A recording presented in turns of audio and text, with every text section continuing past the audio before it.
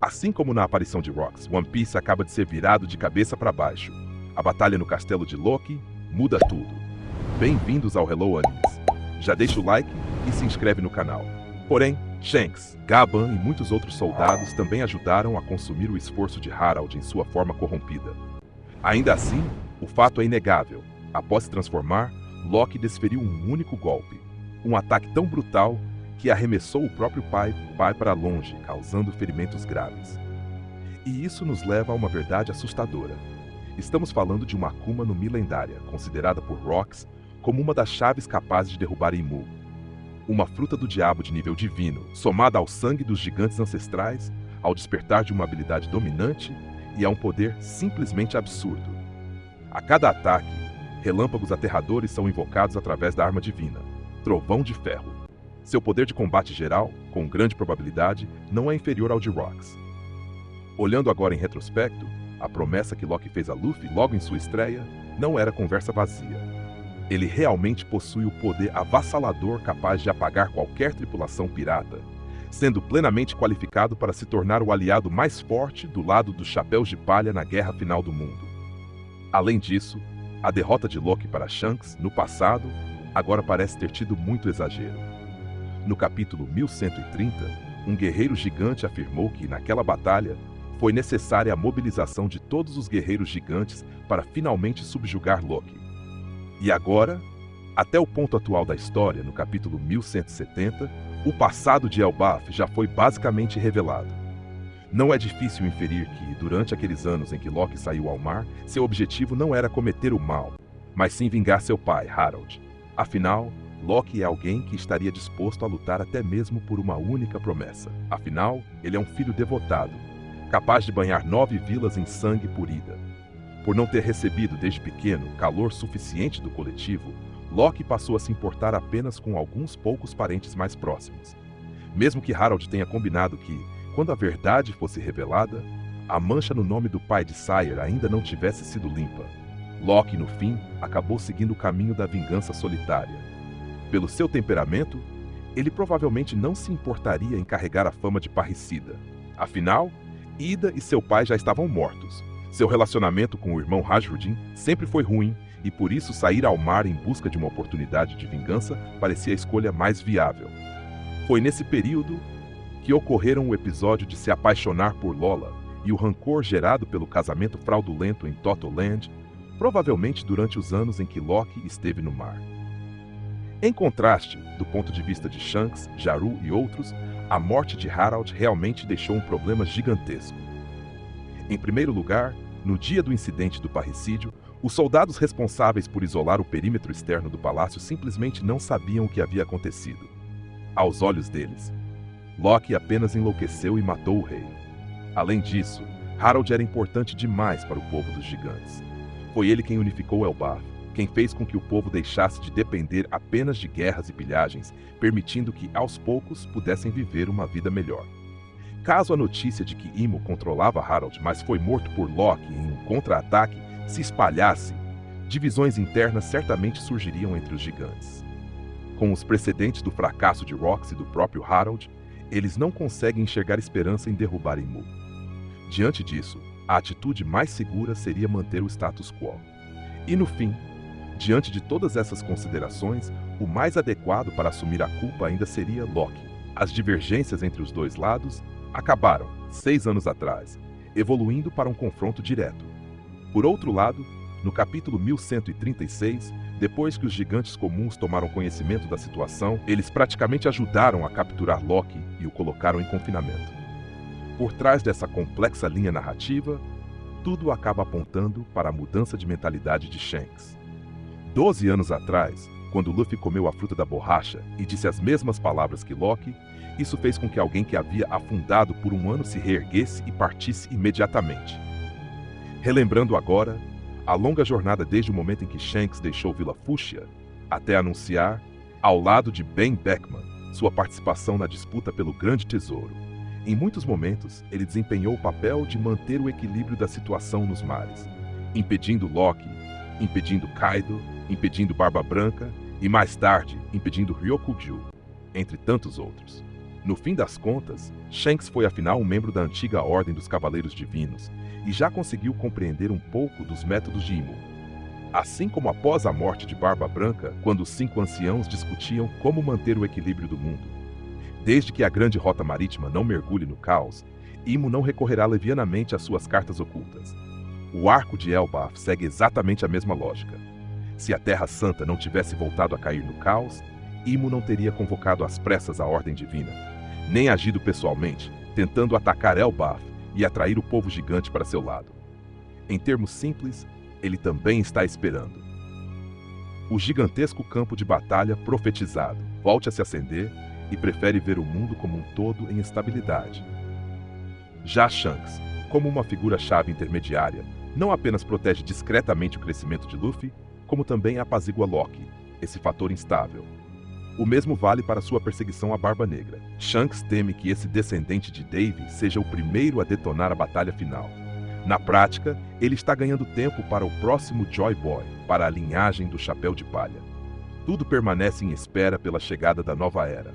Somente após o incidente em Wano, envolvendo Nika, é que os 4 mares puderam ser considerados verdadeiramente livres, sem mais preocupações. E o mais chocante é que tudo isso constitui a última peça do quebra-cabeça, resultado de anos de planejamento do Mestre Oda.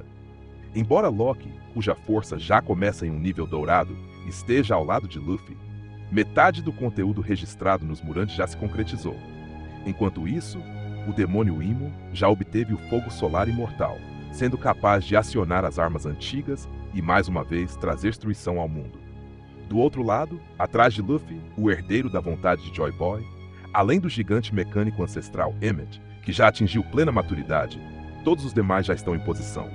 Agora, vamos analisar com mais detalhe os grupos correspondentes a esse mural. Do lado do povo gigante, entram em combate o príncipe Loki, descendente dos gigantes ancestrais, e Rajudin, à frente dos guerreiros gigantes. Já Rox, de temperamento indomável, só respeita figuras do tipo de Lors, hegemonias absolutas diante do mundo. Por isso, é difícil que ele se torne um membro do bando do Chapéu de Palha. Por outro lado, Rajudin já se tornou, há muito tempo, um dos subordinados de Luffy. Em seguida, surge uma das armas antigas, o Rei dos Mares, Shirahoshi. Quando Shirahoshi entra em contato com o poder dos Reis dos Mares, sua força é capaz de remodelar o mundo inteiro. E nesta era em que o nível do mar sobe de forma insana, o povo peixe inevitavelmente se tornará o protagonista desta era. Na verdade, tanto os Reis dos Mares quanto o povo peixe também aparecem registrados nos murais antigos. Na era de Joy Boy, eles já haviam participado da Grande Guerra, sob a liderança da Princesa Sereia daquela época, sendo uma força ainda mais aterradora que os próprios gigantes. Além disso, a obra já deixa praticamente explícito que a relação entre esses dois povos não é nada simples. Nos tempos antigos, a grande frota de batalha marítima, formada pelos capitães do Grande Reino, era capaz de construir navios colossais, deixando como legado a Arca Noah, destinada a carregar a esperança da humanidade. Na era atual, é praticamente certo que Shirahoshi seja o objeto de afeto de Roger. Esse par de CP reúne duas figuras-chave capazes de mover o curso da história. Conquistar uma delas já seria suficiente para pacificar o mundo. Mas se Luffy conquistar as duas, ele certamente será capaz de realizar a libertação que nem mesmo Joy Boy conseguiu concluir. Quanto ao povo dos Tontatas, não há muito o que dizer. Para eles, Luffy, que salvou o Usopp em Dressrosa, é praticamente um deus.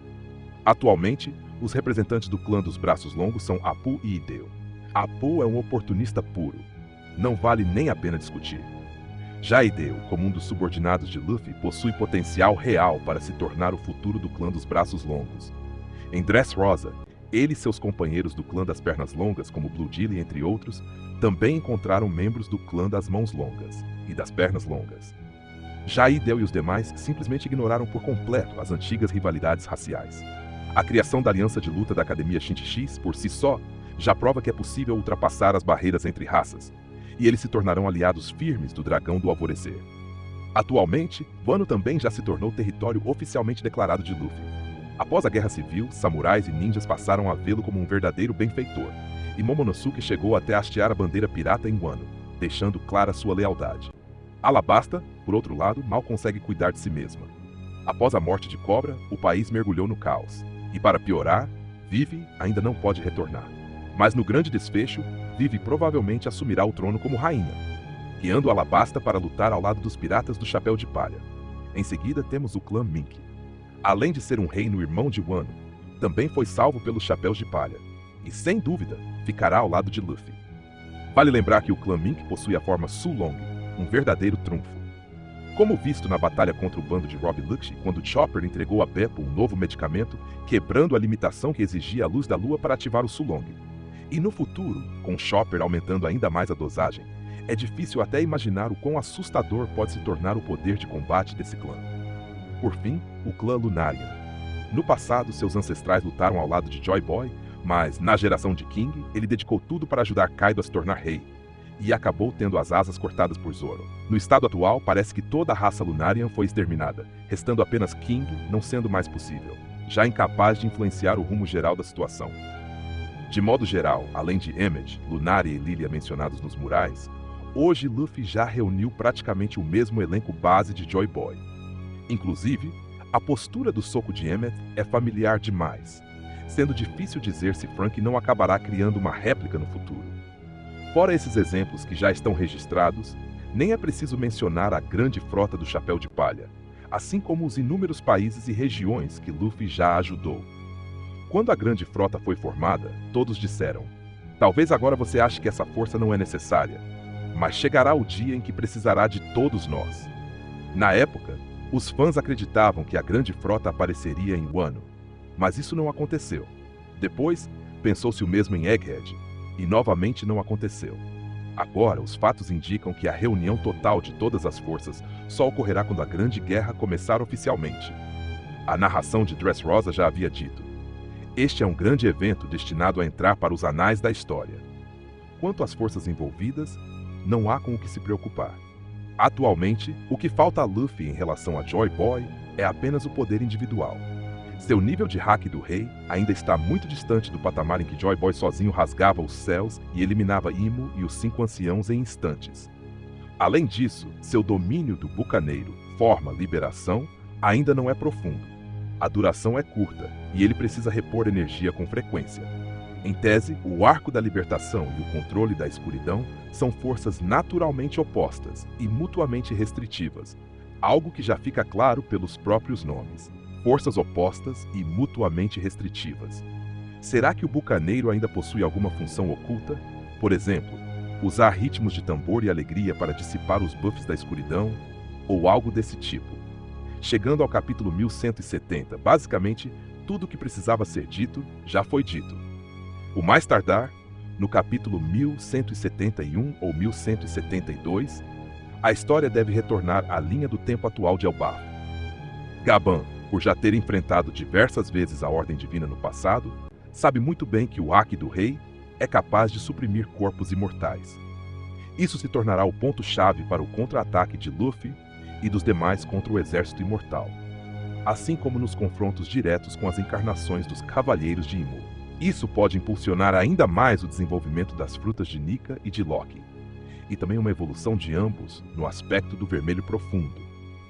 Além disso, quando um desses cavaleiros vê Brook, ele se lembra subitamente de uma memória extremamente antiga, o que pode revelar fraquezas ocultas por trás da aparência de invencibilidade de Imo. Quando isso acontecer, estaremos a apenas uma pedra vermelha desaparecida do desfecho final. Oda já havia revelado, em sua mensagem de Ano Novo, que em 2026 o homem marcado por queimaduras, portador da última pedra vermelha, finalmente fará sua aparição. No entanto, tanto Saulo quanto Gaban já apareceram em vários capítulos sem sequer mencionar a Pedra Vermelha. O que indica, com grande probabilidade, que isso seja apenas uma cortina de fumaça deliberada. No curto prazo, não existe nenhum personagem que cumpra simultaneamente as 3 condições: possuir um navio negro, ser capaz de criar redemoinhos e ter meios de retirar a Pedra Vermelha da Ilha dos Tritões. Portanto, só nos resta aguardar o desenrolar da história. Além disso, segundo anúncios oficiais anteriores, existe um local que apenas o bando de Roger visitou, e que leva diretamente a Laugh Tale. Quando isso acontecer, será o clímax final da obra. No momento, ainda existem inúmeros mistérios sem resposta. Pessoalmente, Acredito que os chapéus de palha precisam primeiro ir à Ilha Estrela de Narciso, marcada no mapa. Afinal, foi nesse local que o bando de Roger descobriu o segredo das Pedras Vermelhas. Essa ilha certamente não é simples, e não é impossível que o homem marcado por queimaduras esteja vivendo recluso ali. E isso é tudo para o vídeo de hoje. Se você gostou, deixe o seu like, se inscreva no canal, isso nos motiva a trazer mais conteúdos como este. Deixe também o seu comentário e nos vemos no próximo vídeo.